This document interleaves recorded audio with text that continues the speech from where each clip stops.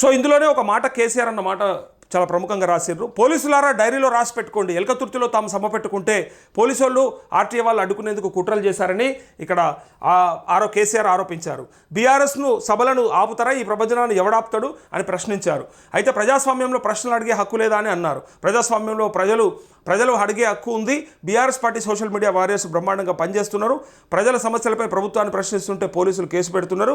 ఇదేం పద్ధతి అని ప్రశ్నించారు. పోలీసులారా మీరెందుకు దుమ్కులాడుతున్నారు, మీకేం అక్కరొచ్చింది, వెళ్ళి మీ డైరీలో రాసి పెట్టుకోండి, 100% మళ్ళీ వచ్చేది బీఆర్ఎస్ ప్రభుత్వమే, మీరు చదువుకోలేదా, మీకు విజ్ఞానం లేదా, మీరెందుకు కేసులు పెడుతున్నారు, మీరెందుకు రాజకీయాలు చేస్తున్నారని వ్యాఖ్యానించారు. తమ వాళ్ళపై ఎక్కడ ఎవరు కేసు పెట్టినా కేసీఆర్ బీఆర్ఎస్ లీగల్ సెల్ అండగా ఉంటుందన్నారు. ఈడికెళ్ళి నేను ఊరుకోను, ఏడుదాకైనా మంచిదే, ఎవరినైనా సంగతి లెక్కలేందో తీస్తా అంటూ కేసీఆర్ హెచ్చరించారని పోలీసులకు సంబంధించింది కొంచెం అంటే ఇంపార్టెంట్ విషయంగా తను తీసుకున్నారు. సో పోలీసులు అనేది ఇప్పుడైనా అప్పుడైనా ఎప్పుడైనా ఏ ప్రభుత్వంలో అయినా ఇట్లానే బిహేవ్ చేస్తూ ఉంటారు. ఎవరు అధికారంలో ఉంటే వాళ్ళకి వంత వాడడానికి ప్రయత్నం చేస్తారు. సో గతంలో కూడా జరిగినాయి. సోషల్ మీడియా వారియర్స్ కాదు, సోషల్ మీడియా వేదికగా మాట్లాడిన అందరి మీద అప్పుడు కూడా ప్రభుత్వాన్ని ప్రశ్నిస్తేనే తప్పన్నట్టుగా జరిగినటువంటి ఆ దాష్టికాలన్నీ కూడా ఎవ్వరూ మర్చిపోలేదు సంవత్సరంన్నర కాలంలో. సో ఇవాళ సరే మళ్ళీ మీకంటే వాళ్ళే బాగున్నారని అన్నప్పుడు మీకు ఇలా కొత్తగా ప్రజాస్వామ్యం అనేది కనిపిస్తూ ఉంది, వినిపిస్తూ ఉంది. కానీ గతంలో కూడా ఖచ్చితంగా ఏవైతే ఆ రోజు కట్టడి చేసే ప్రయత్నం చేసిండ్రో అదంతా కూడా యాదికున్నది, ప్రజలేమి మర్చిపోలేదు. అయినప్పటికీ కూడా ఎటువంటి పోలీసు వాళ్ళ పని ఏంటిదంటే ఇలా అధికారంలో ఎవరుంటే వాళ్ళ అవసరాల రీత్యా వాళ్ళకి సంబంధించినటువంటి విషయాలల్లో అత్యుత్సాహం చూపడమే వాళ్ళ పనిగా ఉంటుంది. సో ఇది తగ్గించుకుంటే మంచిది. యాక్చువల్గా ఎవరి డ్యూటీ వాళ్ళు చేస్తే సరిపోతుంది. అనవసరంగా ఇలా వీళ్ళు ఉన్నారు కదా అని చెప్పి వీళ్ళకి వత్తాసు పలకడం. రేపు పొద్దుగాల అంతకుముందు రాకేష్ రెడ్డి కూడా అన్నాడు, గుర్తుందా? ఇదే రాకేష్ రెడ్డి ఇందులోనే అంటే బీజేపీలో ఉన్నారా, ఇప్పుడు బీఆర్ఎస్లో ఉన్నాడు కానీ గతంలో బీజేపీలో ఉన్న రాకేష్ రెడ్డి పోలీసులు పింకు డ్రైవర్లు పింకు బనీలు వేసుకోండి అని చెప్పి అన్నాడు. ఈరోజు ఆయన కూడా ఇక్కడనే ఉన్నాడు, అది వేరే విషయం.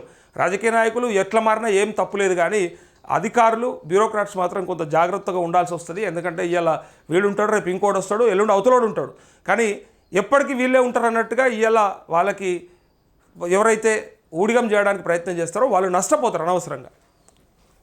అది పోలీసులకు సంబంధించింది.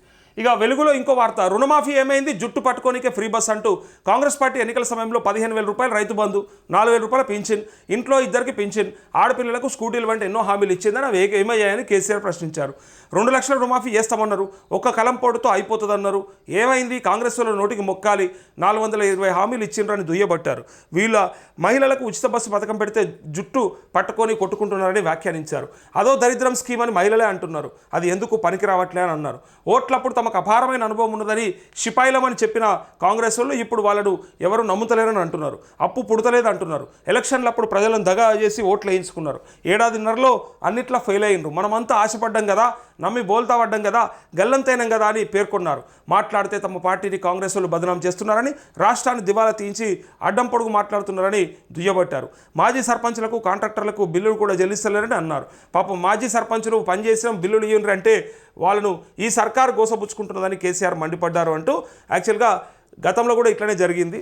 సరే అప్పుడు కూడా ఇదివే హామీలు, కేసీఆర్ ఇచ్చిన హామీలను కూడా ఇట్లనే అడిగారు కాంగ్రెస్ వాళ్ళు కానీ, అప్పుడు మనం కానీ, మీరు కానీ, అందరం కూడా ప్రజలంతా కూడా.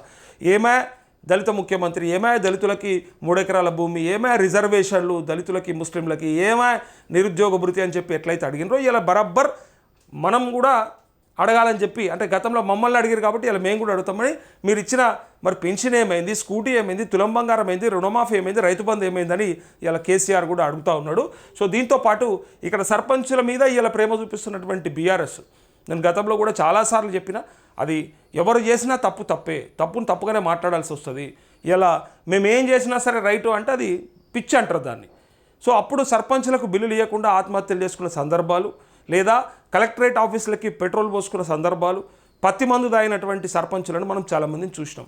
అయితే ఏ ప్రభుత్వమైనా సరే చేసిన తర్వాత మేము ఇది చేస్తున్నాం అది చేస్తున్నామని మంచి అంటే చేసినాక చెప్పాలి, కానీ మేము ఉన్నప్పుడు బాగా చేసినామని చెప్పి ఇవాళ ఉన్నవాళ్ళు సరిగ్గా చేస్తలేరని చెప్పడం కూడా తప్పే. ఇక్కడ కేసీఆర్ అన్నటువంటి మాటల ఈ మాట ఒక్క మాటతోని ఎవరైనా విభేదిస్తారు.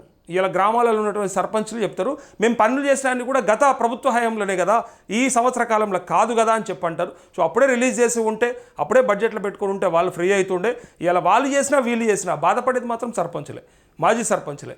ఇలా స్థానిక సంస్థలల్లో ఎందుకు ఇట్లా బలహీనంగా మారినాయి అంటే ప్రభుత్వాల చిన్నచూపు వల్ల. ఏమైతే ఈ గ్రామాలల్లో వాళ్ళతో ఏమున్నదిలే మళ్ళీ ఎన్నికలు వచ్చినప్పుడే కదా అని అనుకునే ఈ ప్రభుత్వాల తీరు వల్లనే నష్టం జరుగుతూ ఉన్నది ఎక్కువగా.